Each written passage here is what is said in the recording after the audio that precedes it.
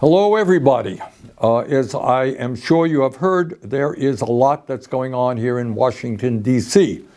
So let me say a few words and try to explain it.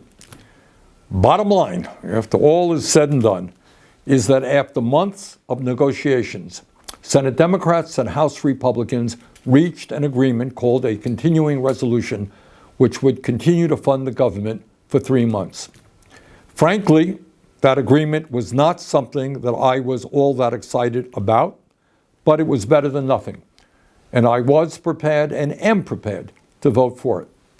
And one of the reasons is that it contained a reasonable increase in funding for primary health care, something that I feel very strongly about and that my committee, the Health, Education, Labor, and Pension Committee, is responsible for.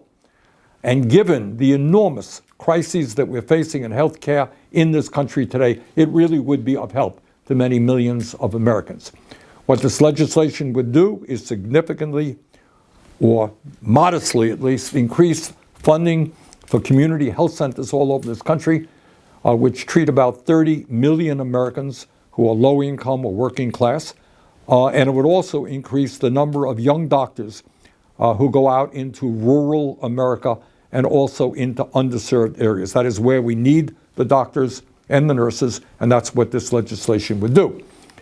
In any case, within the House of Representatives, the Republican House, and the Democratic Senate, there was widespread agreement on this resolution, and it was just about ready to be passed. In fact, the Republicans posted it on their website. We were ready to go. But then, out of nowhere, the wealthiest man in the world, Elon Musk, began tweeting his opposition to this legislation. In fact, he was very blunt about it. He told Republicans that if they voted for this proposal, which they had already agreed to do, he would take out his wallet and spend as much money as it took to defeat them in primaries and drive them out of office. You got that? Take a deep breath and appreciate what's going on here. The wealthiest person in the world, who spent at least $277 million to elect Donald Trump in a Republican Congress, has now claimed complete ownership of that party. And what he is saying is, hey, Republicans, forget your constituents, forget your constitutional responsibilities. If you don't do what I, Elon Musk, want you to do, you're out of office. And I have the money to do just that. My friends, what we are looking at here has nothing to do with democracy. What we are looking at here is oligarchy. This is up and up. Government by the billionaire class for the billionaire class. And by the way, Musk is not only trying to intimidate Republicans, he is trying to inject himself into the Democratic Party as well. He is threatening to target Democrats who are standing up to him and his agenda. Further, and very dangerously, and this is the guy you know who owns Twitter, as part of his campaign to defeat this resolution, Musk has been spreading an enormous amount of disinformation and outright lies about what is in the bill. He said that the measure would include a 40% pay raise for Congress. That's a lie. It is a 3.9% increase, the same as federal employees are receiving.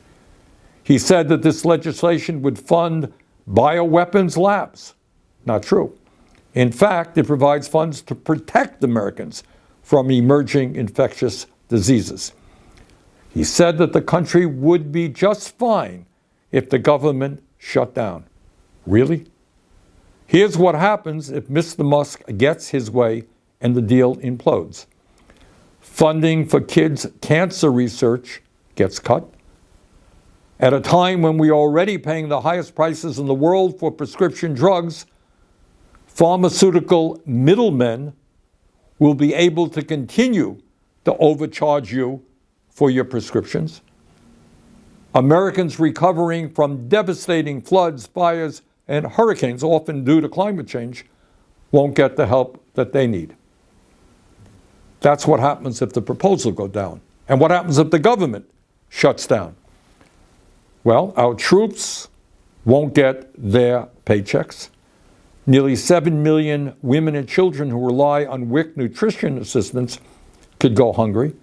And 2 million federal government workers, some of whom don't make a whole lot of money, won't be getting paid. Now let us be very clear. Elon Musk was not elected to be president of the United States. In fact, he was not elected to be dog catcher.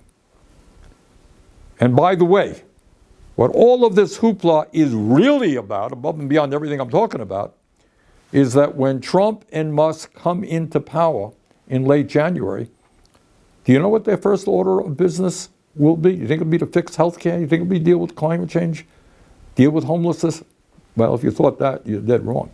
Their first order of business will be to provide massive tax breaks for the wealthiest people in this country and the largest corporations. So think about it.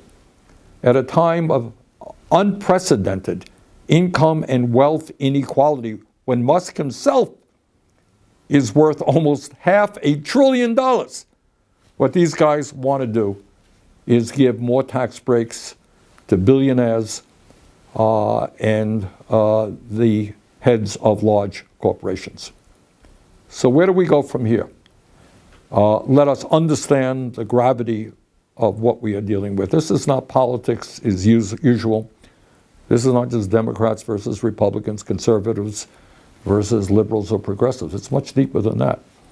What we are dealing with right now is that the billionaire class, which owns so much of our economy, which owns so much of our media, they are now moving aggressively to own our political system as well. So we got a lot of work in front of us. We've got to educate, we've got to organize, and we have got to stop them. Thank you very much. Have a great holiday season.